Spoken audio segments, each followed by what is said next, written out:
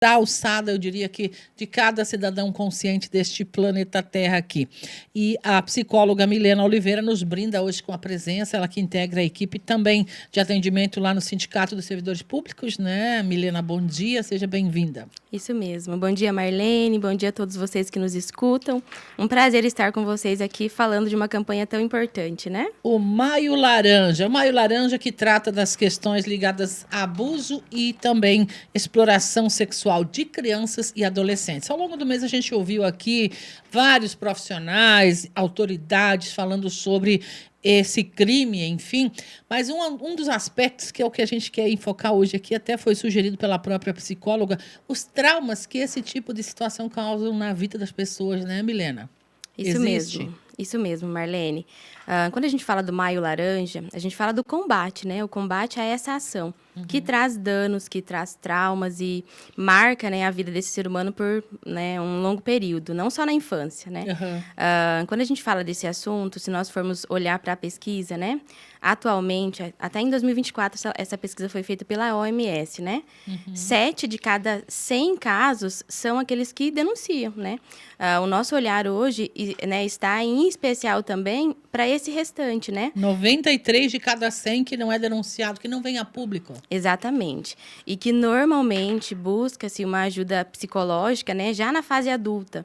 E é muito comum escutarmos, né, dentro do set terapêutico, mas eu nem sabia que era um abuso, né, o que acontecia comigo, e, né, tanto na infância como na adolescência. E hoje, quando a gente fala dessa campanha, a nossa intenção é que essa fala não seja mais comum de se escutar, né, dentro do setting, porque a gente está falando, né, o toque nas suas partes íntimas, né, precisa ser levado, né, para a mãe, para o pai, para o responsável.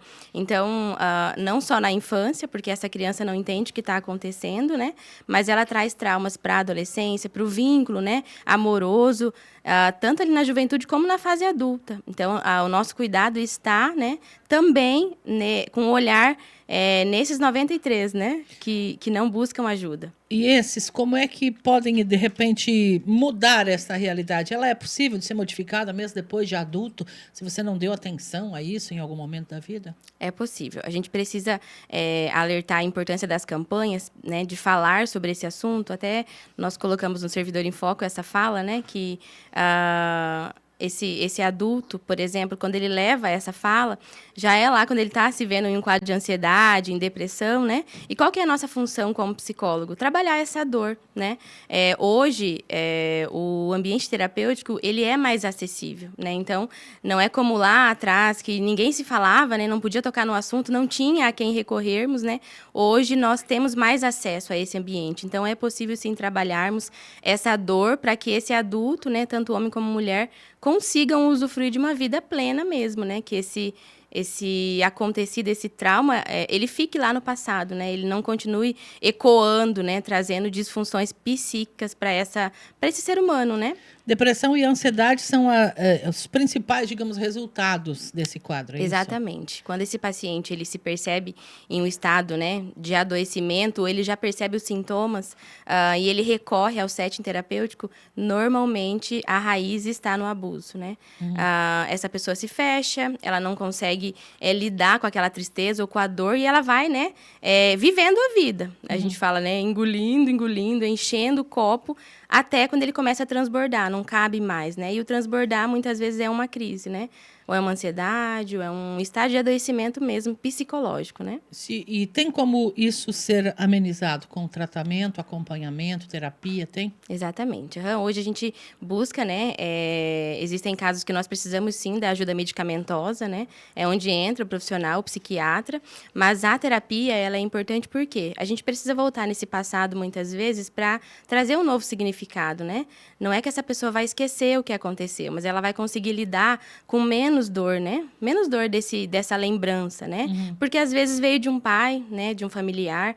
As pesquisas nos falam que 70% dos casos que acontecem é dentro da residência dessa criança, desse adolescente, né? Então, quando a gente fala sobre a campanha, sobre o mês, né, do Maio Laranja, a nossa intenção é proteger as crianças, né, para que ela não experimente dessa ação tão danosa. Mas precisamos também, né, e eu como psicóloga preciso alertar você, né, se houve uma experiência de abuso, né, na sua infância, na sua adolescência, é importante que você se posicione em relação à sua saúde psicológica, né, porque começa na mente e vai alcançando o corpo, né, e esse paciente muitas vezes se percebe debilitado, né, por conta de um trauma que aconteceu lá na infância, né? Hoje em dia, com a mudança da legislação, quando fala o termo estupro de vulnerável, envolve todos os tipos de ações libidinosas que possam ser feitas em relação a uma criança, um adolescente, enfim. Mas antigamente não era assim.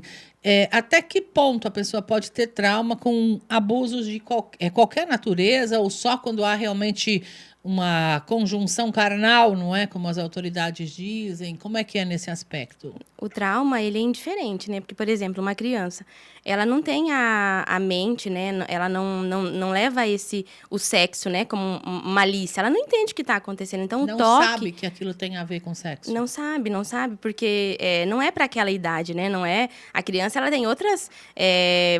vamos falar assim, ela tem outros termos, né? Outras funções mesmo, né? De infância. E quando a gente anula isso, quando acontece o abuso, por exemplo, essa criança normalmente se fecha, porque ela não entende, né? Então, não só uma ação física, né? Uma agressão, um estupro, mas o molestamento, né? O toque, às vezes a exposição, né? Um material pornográfico, por exemplo, que ela não tem acesso, porque isso gera algo nela. E ela não entende, né? E é aí que entra o trauma, porque ela se fecha, né? Quando a gente fala de sintomas, né? O que eu percebo como pai? O que eu posso identificar, né? É a mudança de comportamento. Ela regride muitas vezes, ela se fecha, era uma criança que falava e já não começa a não falar, né? Então, normalmente, até um ponto que é importante a gente abrir, Marlene, hoje nós lidamos com uma rotina muito corrida, né? O pai, a mãe, às vezes a criança vai para a escola meio período, outro período ela fica com um babá, né? Ou em uma outra escola e tudo mais, e às vezes o pai não consegue perceber essa mudança de comportamento. Então, a gente precisa ser responsável, né, de perceber essa mudança. Porque se eu percebo ali no início, imagina, uma criança, né, de 100 casos, 7 que são denunciados, né? Essas 7 vão sim ter um apoio psicológico, né? Normalmente existe uma equipe que cuida, né, dessa criança. Auxilia para evitar que o trauma se instale. Exatamente. Mas e quando essa criança não denuncia, que é, né, a maior parte do tempo, ela vai conviver com isso. Até porque a criança não sabe que ela está sendo abusada. Exatamente. Ela convive com isso, e aí isso alcança a parte amorosa, né? Porque, por exemplo, se a ação veio de um homem, ela não consegue se relacionar ou se abrir para aquele relacionamento, ou às vezes ela vai enfrentando isso, né? Vai para o casamento, e a gente escuta também, tô com dificuldade, né, na libido, e nem sempre é a ação ali, a causa é atual, é uma alteração física.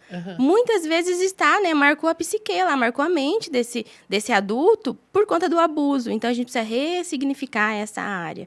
Então, se a gente consegue, como pai e mãe, como responsável, perceber esse sintoma de imediato, a gente já inicia o tratamento, né? Então, hoje, o atendimento psicológico, ele é para a criança, para o adolescente, para o adulto, né? Independente da sua idade, né? A gente precisa lidar com essa dor, trabalhar essa dor, né? E o maior problema ainda é o tabu para se falar a respeito? Exatamente. E o que é importante? Quando a gente tem essa campanha, né? Eu até gosto de falar, né, para o pai, para a mãe, né? Esse assunto precisa acompanhar as nossas mesas em casa. Precisa ser um assunto trazido, né? Se esse vínculo com essa mãe, ou com esse pai, ou com esse responsável, ele é um vínculo bom, essa criança é acolhida, com certeza ela vai buscar, né? Ela vai trazer uma fala. Agora, quanto mais distante for esse vínculo, mais difícil vai ser o acesso a essa criança. Por isso que, na maioria das vezes, ela fala para o professor, né? Ela fala para aquele adulto que tem uma referência para ela. Então, como pai e como mãe, nós precisamos ocupar o nosso lugar de responsabilidade, né? Uma pessoa mandou para nós aqui, não diria que é uma pergunta, mas dá para a gente abordar o tema e a pergunta vem em seguida. Ela diz que o sobrinho dela conta que hoje já com 34 anos, que sofreu abuso, né? Contou para nós que um homem abusava dele dentro de casa e hoje é um rapaz muito traumatizado. Ela diz que ele foi abusado mais de um ano naquela época com apenas 8 aninhos de idade. E ela diz que tentava falar para a cunhada sobre o comportamento do menino, que chorava muito por qualquer coisa, mas faziam era castigá-lo, bater nele, enfim. E muitas vezes ainda essa realidade se replica, né, Milena? Por isso que é importante. Eu ia te perguntar o seguinte: que comportamentos costuma mudar uma criança que sofre algum tipo de abuso? Ok, vamos lá. Sobre esse caso, esse depoimento, Marlene, o que é importante a gente salientar aqui, né? Aproveitando o espaço. Como tia, eu percebi, eu identifiquei, né? Eu não sei se o seu sobrinho já buscou uma ajuda psicológica, né? Porque você falou que ele convive ainda hoje, né? Com alterações devido, né? O abuso. É importante que você sugira para ele esse lugar, né? É importante que ele conheça o ambiente terapêutico, né? Que ele vá, que ele busque, né? Essa orientação, porque independente da idade, é possível sim um tratamento. É possível que que o seu sobrinho, mesmo na fase adulta, ele tenha esse acompanhamento, porque talvez até hoje ele conviveu com prejuízos, né? Causados por esse trauma. Sofrendo, né? Que é o pior, né, Milena? Mas a partir de agora, ele pode ter assim, acesso a uma vida mais leve, a uma vida com saúde, né?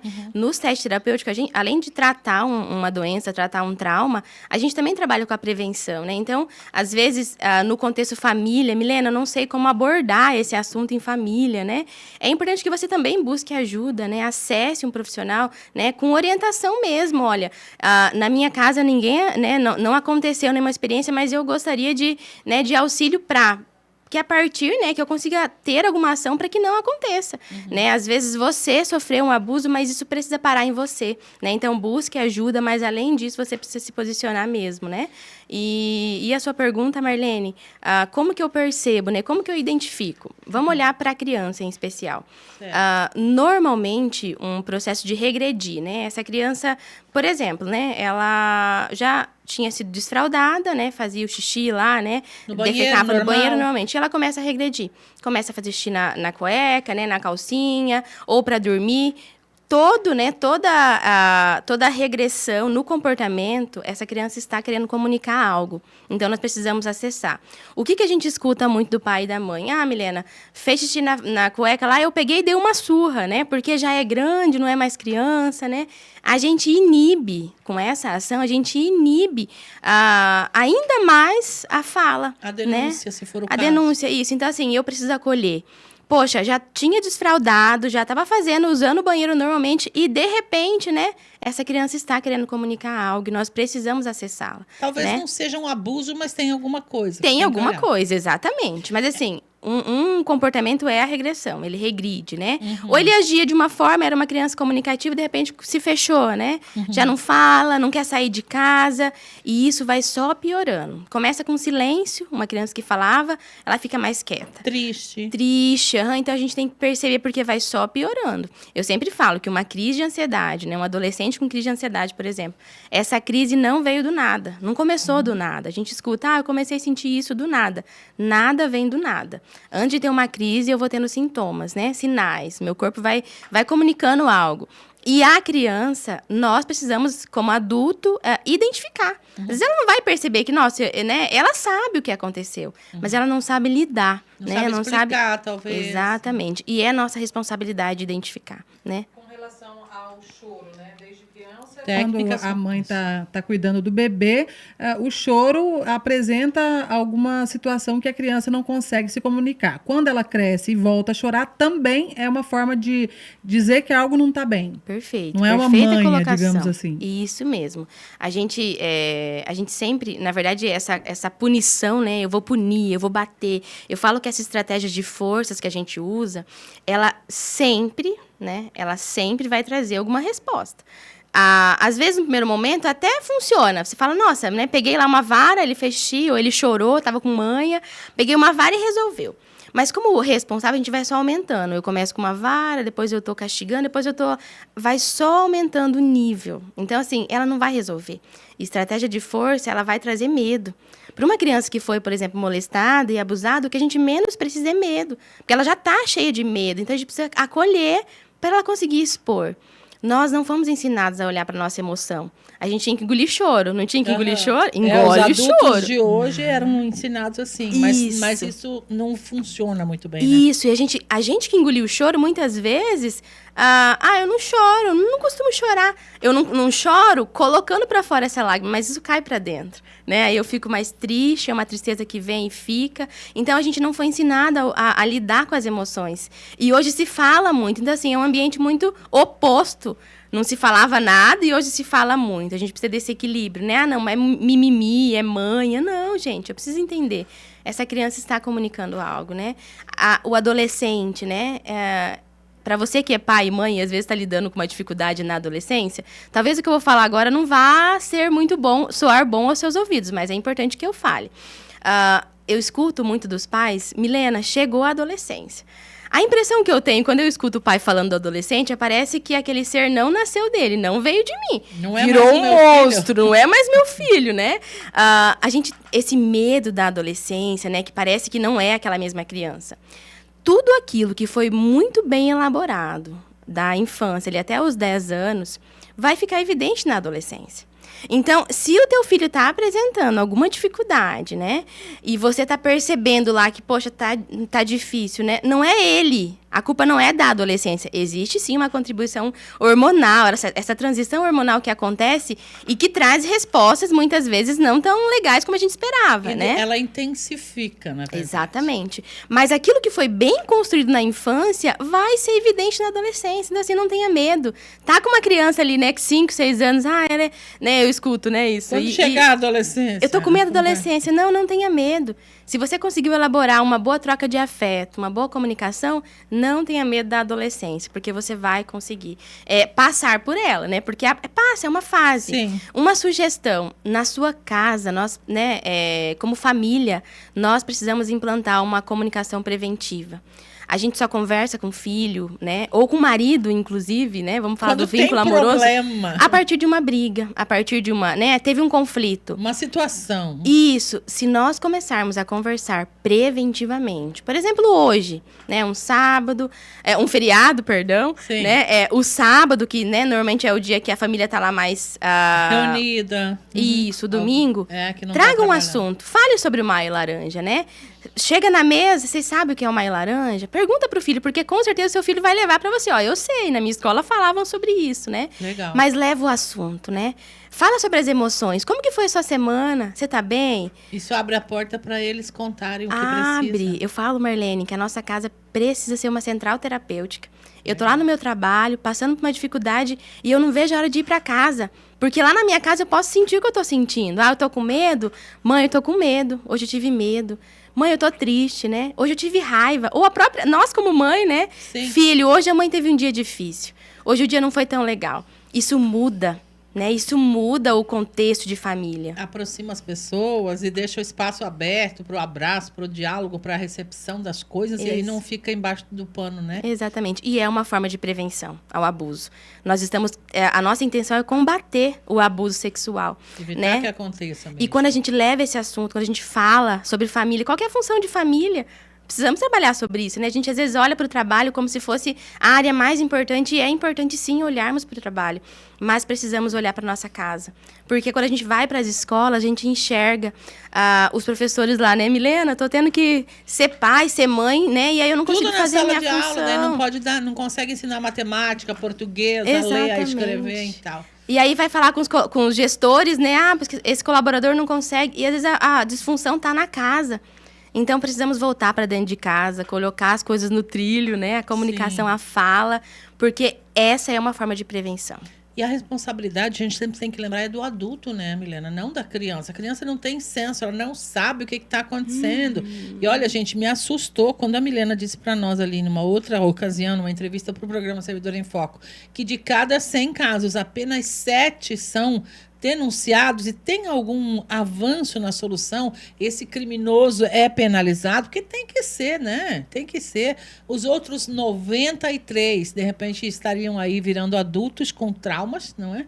E daí que essa necessidade de falar sobre. Em qualquer idade, pode ter auxílio psicológico e diminuir a dor. Esse é o papel da psicologia, né, Milena? Exatamente, exatamente. É exatamente isso, Marlene. A nossa intenção é diminuir a dor. É com que essa pessoa, esse adulto, tenha saúde. A nossa vida, né, o nosso propósito de vida é ganho de saúde. A forma que eu estou vivendo precisa me levar a um lugar de bem-estar, né? Então, o set terapêutico ele é um lugar seguro para você falar, para você lidar com isso. A nossa intenção como psicólogo não é julgar. Por que você não falou? Não, jamais você vai escutar isso, né, da nossa boca, né, como profissional da saúde. A nossa intenção é te ajudar. Queremos caminhar com você nesse processo. Então, se posicione quanto à sua saúde. Até falei para as meninas aqui, né? Precisa parar em nós. As próximas gerações não precisam ter acesso ao que a gente teve, né? De dificuldade. Não é culpabilizar os nossos pais, porque se nós não tivermos acesso, eles muito menos. Né? A essa fala funcional, a essa comunicação. Precisamos instalar na nossa casa. Porque lá, né, na minha infância eu não tive. Mas agora, quando eu me vejo mãe, eu preciso saber como me fez falta aquilo. E eu preciso ser para o meu filho aquilo que eu não tive. E se eu tenho dificuldade, eu preciso buscar ajuda como mãe, né? Eu tenho um filho. Eu não vou esperar o meu filho buscar lá um professor, tô com essa dificuldade. Eu preciso ser responsável por ele.